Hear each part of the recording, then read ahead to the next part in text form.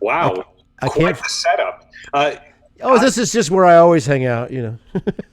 Well, I've interviewed people who've had the guitar or the bass in hand, but not Yeah. the visible keyboard. So you're a digital analog combo guy at the same time. Oh, what's that?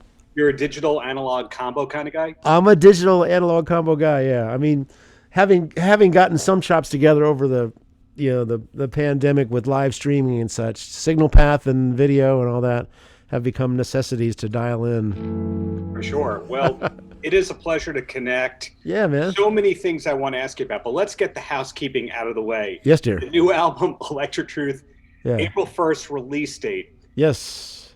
Was that release date chosen on purpose?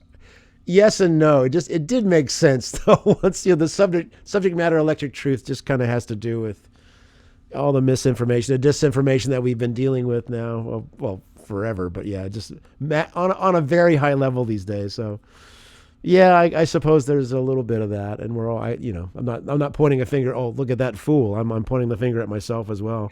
Yeah, so just loosely, like when it came up, I went, why not? Just let's just this.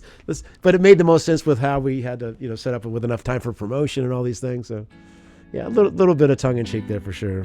The first track that we heard from the album was EWF, which we Yes. know was inspired by Earth, Wind, and Fire. When was that Yeah. one written in the overall process of the album? It's interesting because I'd always just been a big fan of Al McKay. I just loved his guitar style, in particular the vibe of Shining Star, which I'd never really learned that track, but I had this. Yeah. Clean that. Yeah, I had that's the riff to EWF for those that haven't heard Yes. it. But it was very much me just kind of imitating the vibe that I remembered from that track. So I think I had the basic riff, but not a song around it. When Josh Smith and I first connected and talked about doing the record, I thought, hey, I've got this riff. I know the band's going to be a funky, earthy rock blues thing. This will fit. And so he and I kind of finished the song together. He wrote the chorus and bridge to it, and there it is. It's just kind of. I don't think it's much of a song. It's just a vibe. It's just kind of a good feeling groove and a place to play a little bit. So it's kind of a fun track to open the record with. And I also love it just because it was, once we got the arrangement together, I think that's the only take we did. It's just live start to finish. We all played live together in the studio. So it was nice to do a record like that, not knowing that, within a month and a half, nobody was going anywhere and that wasn't going to be possible. So basically, we did the record in 2.5 days in January of 2020, and the plan was I was gonna, I was gonna come back in March to finish up whatever songs needed, to replace the guitar or overdubs or whatever. But of course, the best laid plans, nobody went anywhere after that. So it just, I had to finish it here in my home studio by myself. I wanted to do, that was the great thing about working with a guitar player as great as Josh was. It's usually me and my band or my engineer, but I'm the only guitar player in the room. So to have a guy like that with those ears to have some different ideas occasionally, or here, try this, and just that kind of inspiration and pressure of having a guy that you respect so much on your instrument in the room with you, even though he's not playing, that was a good thing for me. I really enjoyed that, the energy and the part of my playing that brought out. But that's not the only new music from you within the last 2 years. Early into the pandemic, I had the pleasure of interviewing Matt and Greg Bissonette. The Redcoats, and in the process of that, it was just like a love letter to Andy Timmons in the middle of that. They were talking about how great you are as a person, man, how great you are as a player, etc. Right on. We're ever going to see a live gig from the Redcoats, or is that just too much to coordinate between Ringo touring, Elton John touring, etc.? Well, you say that there's been one Redcoats gig. My chronology is horrible, but maybe it was October, November of last year. We did a gig. There's a great venue here in McKinney where I live called the Guitar Sanctuary. That's the shop, and then there's the Sanctuary. It's like a 300-seat venue attached to this amazing guitar shop. And so we'd arranged, because we never played in the room together on the record. I think Matt and Greg might have cut the rhythm section stuff together. Then they would send the tracks to the various players, and then Mike Medina, who mixed the record, is also a great musician, plays everything from bass to guitar to all the percussion on the record. And Mike would come to my studio. I'd put the tracks up, we'd record, and So it was done very much piecemeal like that. But we decided, hey, let's see because we would like to do some gigs, you know. There was actually a small tour put together in Italy, but the pandemic was still going on, and the timing was bad. But let's get together and play a gig and see if we can do this. And so we literally did that record start to finish with one rehearsal. And so if you look at the compositions and the variety of stuff on that record, it was a lot of homework, but everybody came in, and I got to say, it came off great. So there is talk about, when we can, we want to get out and play some shows and have some fun. But I mean, what a hoot to be with Greg and Matt, just two of the great musicians I'll ever play with, and just great guys. And of course, you know, Greg and I are like the biggest Beatle geeks. You know, your Sgt. Pepper's in the middle of the pandemic. You guys are on that list of people who can play a million notes but choose not to play a million notes. There's a track on the new Electric Truth record called "When Words Fail," and somebody had posed this question earlier about, you know, how do you decide how to balance melody and being a guitar player, where that tends to put to mind, I better show what I can do. There was this tune where the chorus comes up, and I don't play anything. I'm the main melody, and I'm the singer, so to speak, on the instrument in the song, and I let 4 bars go by without playing anything. But I thought that was a great way to give weight to when I finally do play something, you know, that it's gonna have, it's that pregnant pause before somebody says something important. It draws the listener in, like, wow, okay. But as guitar players, we have a tendency, because we physically don't actually have to breathe as a horn player or a singer. We can just whittly diddly from start to finish for 5.5 minutes and never take a breath, never stop. Sure. So, but for me, as a composer, as an improviser, you know, I do want to hear some melodies. I'm not afraid to show that I'm a guitar player. In that same chorus, I let 4 bars go by, then I say a couple of sparse things, and then there is a very guitar licky thing that happens, but it has a different meaning when it hasn't been connected to a lot more of that. It has a feel, it has a vibe, and it goes somewhere.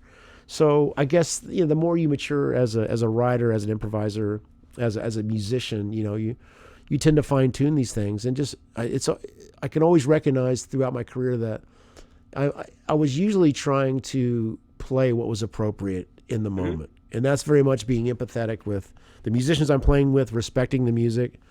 But as a guitar player through that, I could also recognize, like, man, I'm just trying to shred to show that, hey, look at me, you know.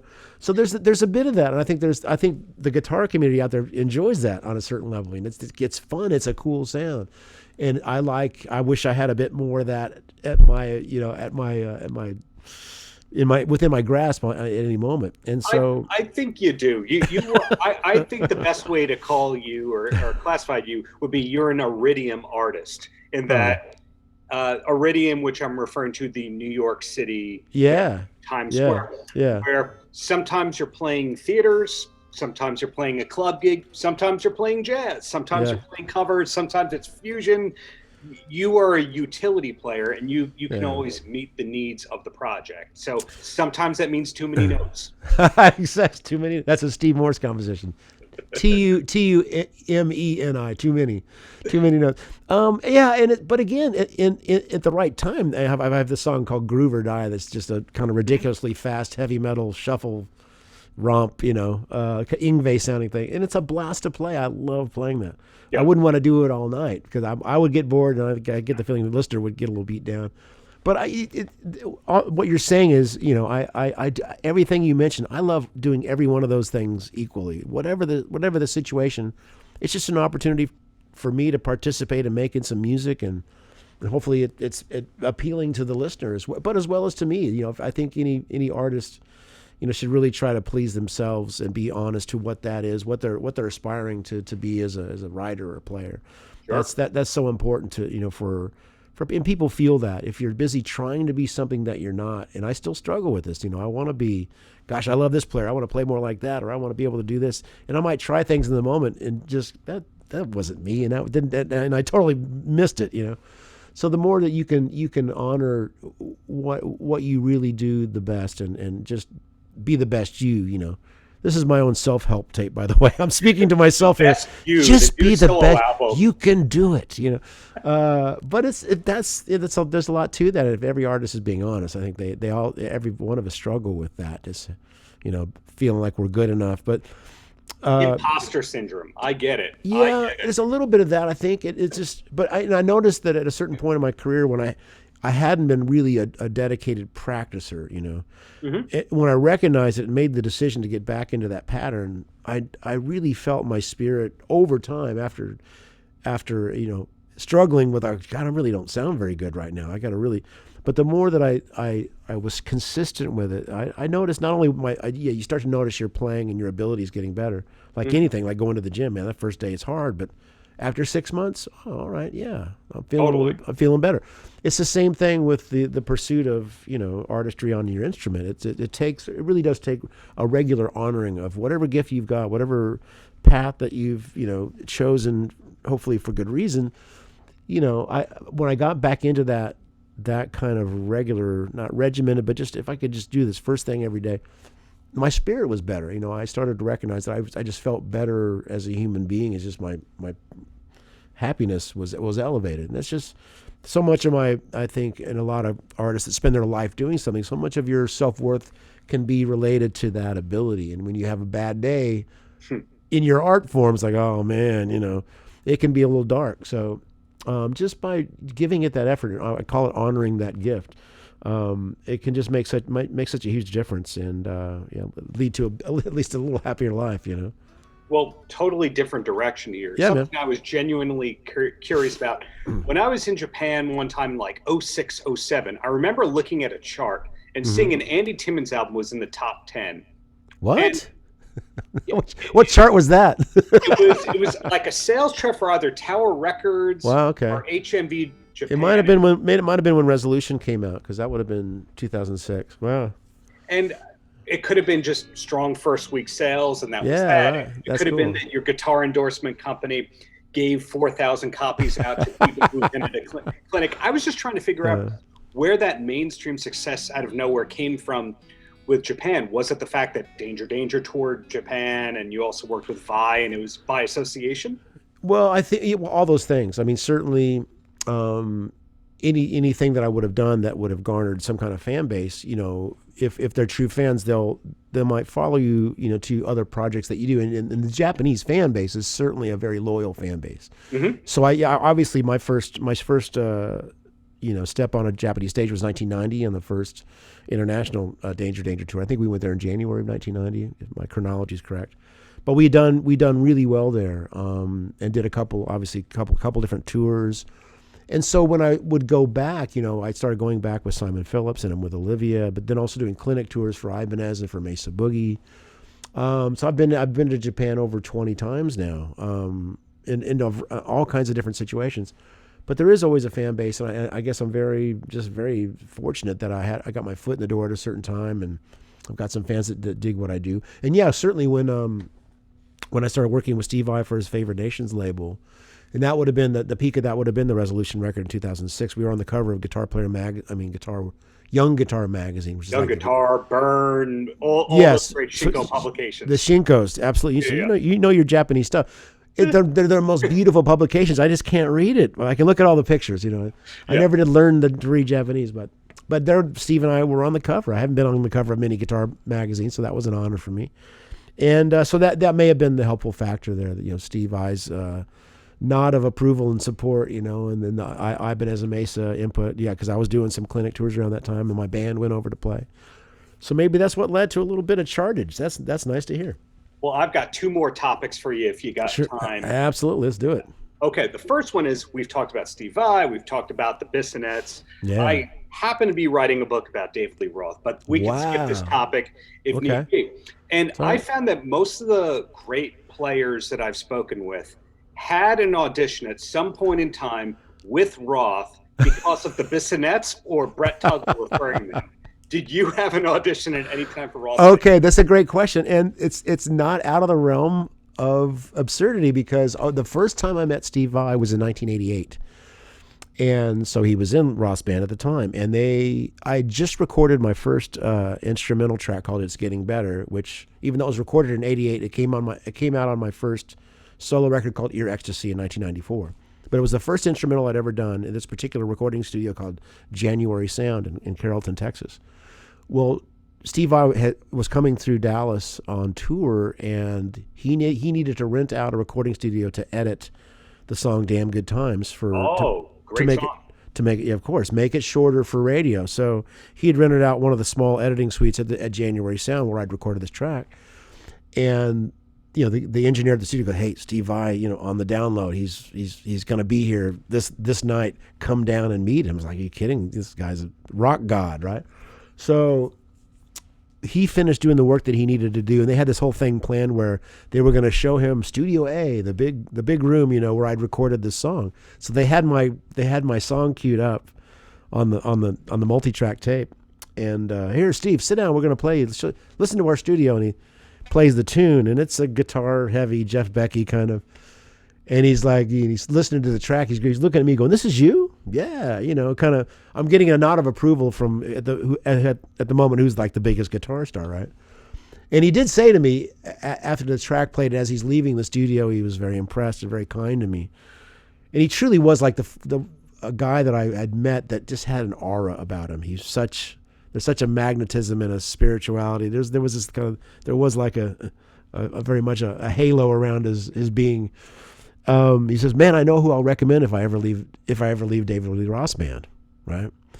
So obviously nothing came of that, but it was like I was thought of for a moment. So at that time, that was a nice compliment for me, just because I hadn't really gotten out there on any kind of national or international level. So, but it was right after that. That's when I got the Danger gig, and life went on the path that it went down. But it was nice that the guitar player in the band recognized, "Oh yeah, I got the guy that could do this," Between Vai and Danger, it seems like you can't get away from Long Island people. I love Long Island. Great neck. Oh, greats.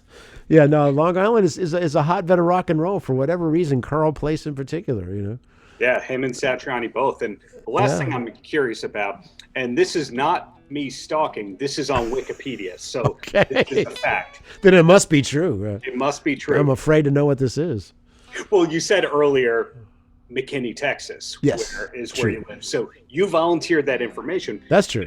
According to Wikipedia, in 2014, Money Magazine rated McKinney the best place to live in America.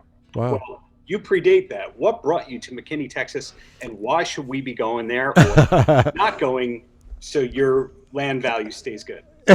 No, it was a complete just happy circumstance. My best friend, George Fuller, who's now the mayor of McKinney, believe it or not. Wow. He started off as a guitar student of mine in 1988. And we just, remained good friends. He had driven up to Denton, Texas, where I was living, stayed great friends. But he came he's a guitar player at heart, but became a home builder. And I was living, after Danger fell apart, I moved back to Texas. I was living in a small apartment in Dallas. No money, no credit. But had gotten the Tony Robbins, Personal Power cassette tape program that I was seeing at 3 o'clock in the morning on infomercials when I was living in New York. You and Dee Snider both probably got it in 1990, and that's another Long Island metal that you can't get away from. Well, yeah. So I love Dee, and what a powerful frontman. Yeah. So it was just like this self-help program that's kind of help you plan a little bit, and it encourages modeling, meaning that if there's somebody you see in your life that's doing something that you'd like to be in that position, you model them. You see what did they do, And George for me was very much, the model of a successful business guy, where as an artist, as a musician, it was like the last thing on my mind. I never really wanted to deal with money. But I came back to town, had no credit. He put my name on his credit card so I could get my own credit. And that kind of friend, right? And really helped me out. Knew that I had a great heart and a great work ethic. I just had to get my ducks in a row. And so he kind of helped steer me and coach me a little bit. But he was building homes up here in McKinney and had a small piece of land that he owned with a couple other business associates of him. And basically, I was just starting to produce a record for his wife, who's Maylee Thomas, who's an incredible soulful rock R&B singer. And still to this day, she and George have a band and play. But I was producing a record, kind of like, I'll produce this record, you build the house. So he somehow got me credit to get a loan to build a home, and being the builder, was able to cut corners and made it within reach. And it was just an absurd thing that I couldn't have even dreamed of. But that it was purely for George was up here, and I had the opportunity to somehow, start investing money into something instead of rent. And so it was a beautiful gesture for him to help me as he did, and we're still dear friends. But yeah, now, like I say, he's still playing music. He's still a builder, and he's the mayor of McKinney. So that's not a bad thing. If I ever get in trouble, I'm calling the mayor. In 2014, the Money magazine, the best place to live in America. Yeah. It's because it has a concert venue. It has all the things that you need out of a small city. Yeah. Oh, very much. I guess so. I'm very blessed that George also happens to own the Guitar Sanctuary, which is an incredibly great guitar shop. Yeah. But it has a venue attached to it, and it's kind of my home gig now. I'll play there, once every few months or so. And I still play in Dallas. I'm playing at the Kessler Theater, next month, which is a beautiful old theater down in Oak Cliff of South Dallas. And but no, I'm spoiled now. I've got this great. It's suburbia. I'm like 30 minutes north of Dallas. And when we moved up here in '97. It was, a smallish town. We had, just a couple of restaurants, but now it's exploded like all of North Dallas, anything north of Dallas, Frisco. It's, we've at least quintupled in size since we moved up here. It's been insane, the amount of growth, but it is a good place to live. I'm happy to be here and still keeping the lights on somehow, playing guitar. That's what I'm trying to do, So what we've learned today, the new album out, April 1st. Yeah. The Redcoats, there might be a gig in the future. Yes, indeed. McKinney, they take care of you there. Apparently, you just try to do good. And things worked out just fine, even though you did not become David Lee Roth's guitarist as initially planned. I did hear also that Josh Smith got a call from David asking him to join maybe in the later Vegas era. So you talk to Josh about it. He couldn't reach out to Josh Smith. You should reach out to Josh because he's also gotten a call. So. That was a lot closer than I got. I just got a whim of a comment from Steve I in 1988. But yeah, Josh will have a better story for you. The more people I speak with, the more I find out that Eric Gales was recommended. Really? That gig. Nice, yeah. So you never know. I'm a big Eric fan. Obviously, Josh and Joe Bonamassa just produced Eric Gales' new record. So Josh has got his fingers in a lot of good stuff these days. I'm so happy for him. Well, so do you. Thank you for your time, and looking forward to whatever's come, whether or not it is an Iridium gig. That we're going to reschedule. We have to reschedule those. We were supposed to play in February, so we'll be back ASAP. I promise, Darren.